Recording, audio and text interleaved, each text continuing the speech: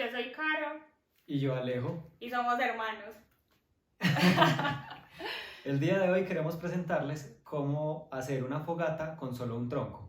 Y lo bueno de esta idea es que podemos hacerla en cualquier espacio, sin necesidad de dañar la grama o el piso de la casa. Necesitaremos un tronco de madera, un taladro con una broca de 1 pulgada o aproximadamente esta medida, papel o papel periódico, encendedor y aceite de cocina.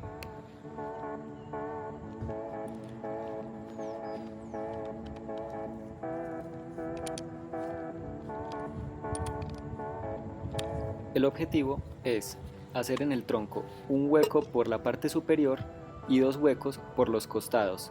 Estos huecos deben unirse en el centro.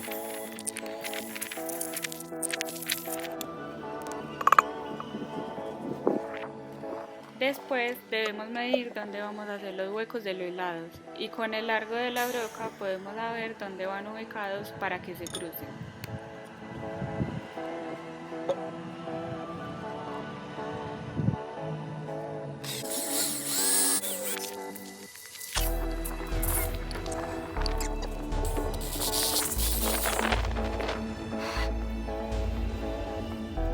Ahora que tenemos nuestro tronco terminado, vamos a situarlo donde lo queremos encender.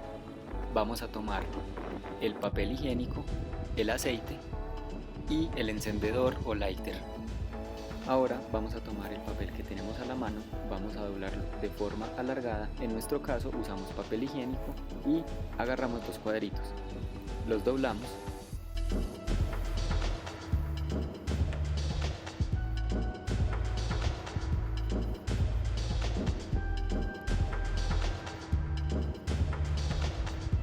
Ahora lo sumergimos en aceite para que este nos sirva como combustible y que el papel no se queme tan rápido. Puedes usar aceite de cocina nuevo o quemado o cualquier otro combustible que tengas a la mano para encender el papel.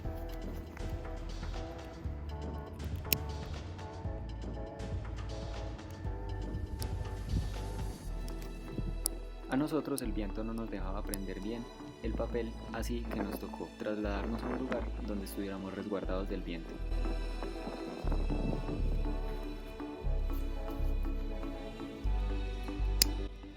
Ahora sí, lo encendemos y lo introducimos en uno de los huecos de los costados. Así por los lados ingresará oxígeno para alimentar la llama y por el hueco superior van a salir los gases.